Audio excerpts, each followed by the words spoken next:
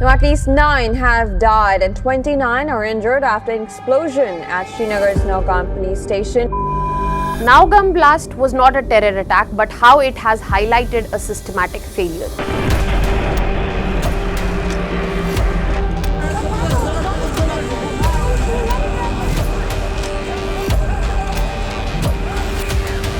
What is the real truth behind it?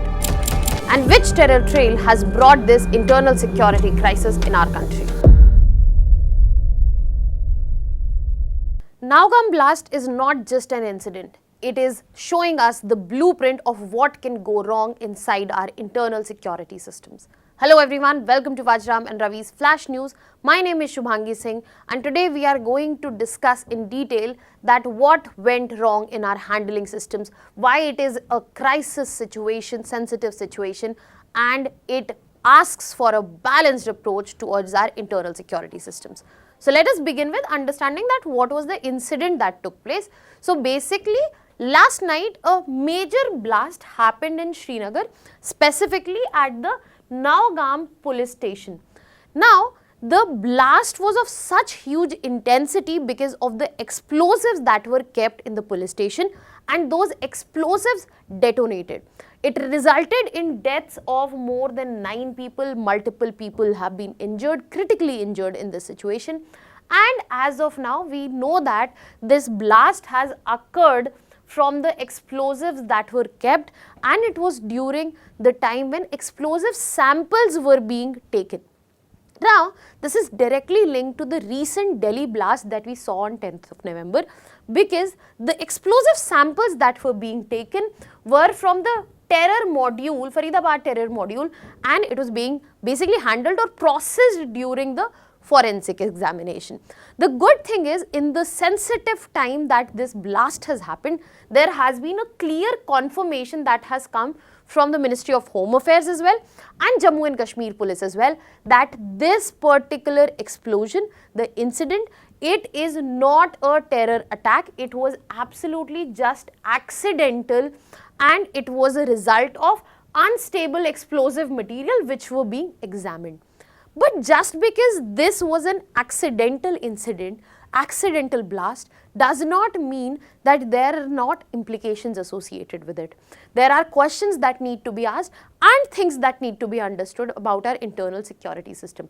So let us begin with understanding that what is the larger sensitive time that we are talking about. As I already mentioned, that it was only 10th of November that our capital saw a huge terror attack, that too at a symbolic monument of Red Fort. And in this very association, the explosive cache that we are talking about, this was brought from Faridabad, which was found just one day before the blast, and this has all been linked to the white collar terror module. I have covered this in detail. You can go and watch that video of Flash News. And in this whole cache, we had almost 3000 kgs of explosives as well as chemicals. There were detonators which were present, electric timers, they were there, circuit, bomb making materials, wires, etc. Now, the whole reason I am mentioning this module is the fact that it was related to the Delhi Red Fort blast. The alarms, the red alerts are still there. And in this particular time, when such a blast occurs, as soon as it occurred, there was a huge panic that another terror attack has taken place. So this is another perspective that we need to consider, that a bomb blast in the police station in itself, even though it is accidental, creates public panic, hampers public's confidence, which is an important factor for internal security in itself. So we will be moving on to that. So basically, we get to understand that the whole larger context is not just the Naugam blast, it comes as a triangular thing from the Delhi Red Fort blast, Naugam blast, and the Faridabad explosives that were discovered. Now let us understand that why we are talking about this as a handling failure. We are saying this, that this is a handling failure in such a critical time because there are issues in our system, big loopholes in our system which need to be addressed. Such as in this situation, we found out that the storage that was kept, that was absolutely unsafe because explosives were kept in an open environment. It is said that it was open yet secure, and this is in a police station. It is not an isolated place. There are officers working there, civilians are present, multiple people are present there. Furthermore, police stations in generality are not designed as an explosive handling infrastructure. So it automatically raises a question that why explosives were present in such an unsafe storage place. Second thing that was pointed out was the standard operating procedures, the SOPs. There were multiple violations of the SOP. For example, there was no presence of blast-proof containment. Otherwise, the impact of this incident would have been far less. There was no segregation of material. There was no safety perimeter which was maintained here. There was no presence of trained EOD, that is explosive ordnance disposal supervision, which was taking place. And because of all this, we got to see a high casualty count.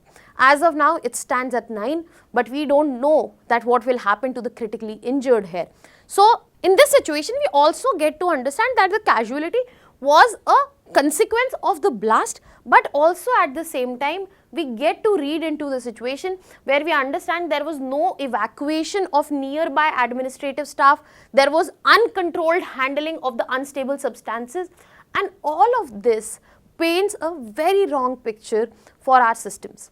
Now, I will be pointing out another important dimension that we need to understand, that when we are talking about risk assessment and when we are talking about system weaknesses, what all has been highlighted. For example, when we are talking about before handling explosives, there is a proper SOP, there is a proper way that has been laid out for agencies. For example, they need to conduct full risk assessment.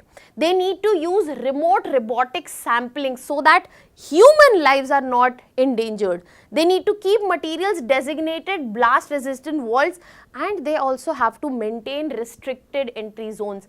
And as I have highlighted all of these, we already know none of this was carried out.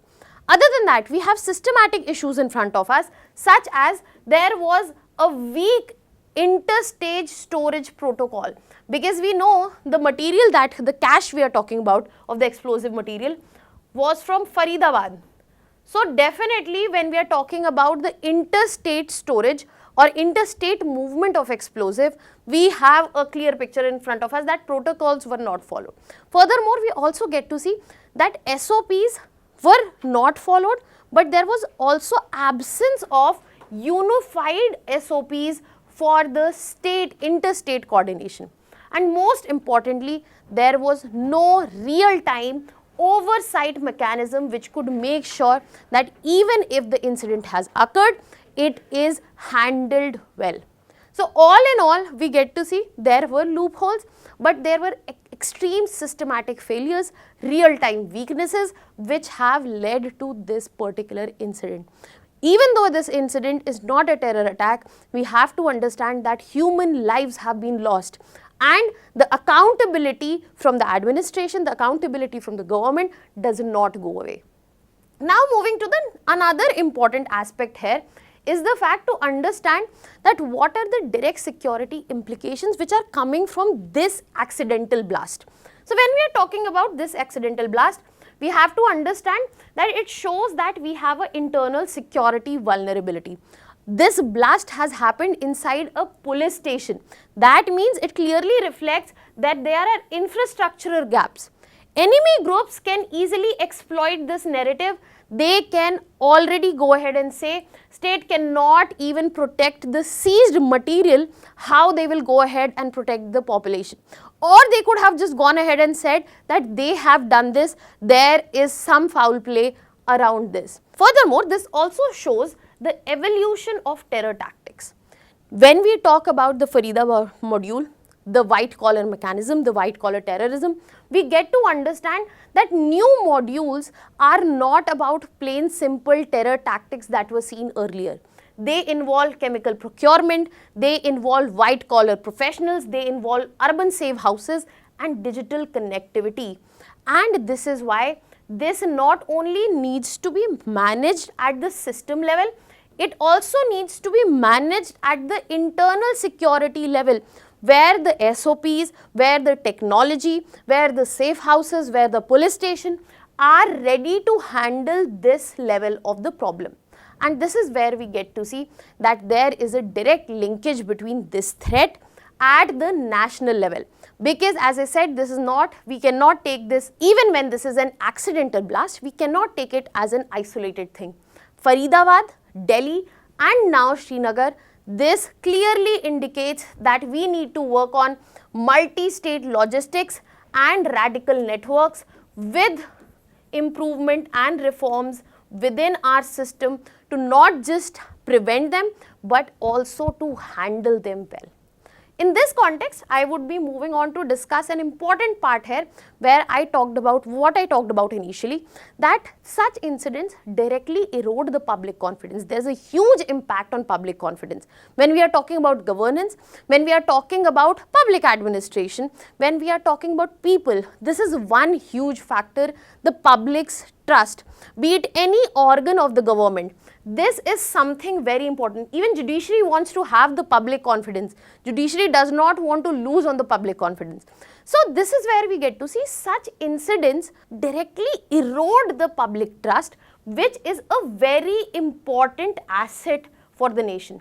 High casualties which have happened will take away the community's trust, especially in such a sensitive region like Kashmir, and it will raise multiple questions. Raise questions like, are the police stations safe? Is the state not even capable of handling the materials they have seized? Is the state not doing their part well? And as a consequence, once this incident has occurred, there will be questions, there will be panic, there will be chaos, which will be utilized in the wrong ways by the terror groups and the extremist groups in this particular situation. So even though this is an accidental blast, there are still many questions related to the system that we need to ask and understand, because these dimensions are important from the perspective of governance as well, from the perspective of system handling as well, and all the aspects. Another important point that has been raised during this is the evidence handling. Because when we are talking about evidence handling, we have to understand that governance audit is very important. So a chain of custody, whenever we are talking, it includes documentation, transportation, storage, sampling, lab transfer. Now when this incident happened, we got to understand that there are gaps in tracking, there are gaps in architecture, there are gaps in safety monitoring, and as per the audit we have understood, there have been recommendations that there should be mandatorily quarterly explosive storage audits, there should be a digital chain of custody, proper platforms should be there for the same, and there should be an oversight by not just the Ministry of Home Affairs but the department and also the forensic regulatory boards. Now what are your thoughts on this? You can let me know in the comment section. Put down the way forward, your suggestion, what should be done in this situation. And now I am leaving you with a practice question here. This is the practice question for you. You can put down your answers in the comment section. Yesterday's question was this and the correct answer here is B. Now that was all for today. Thank you so much.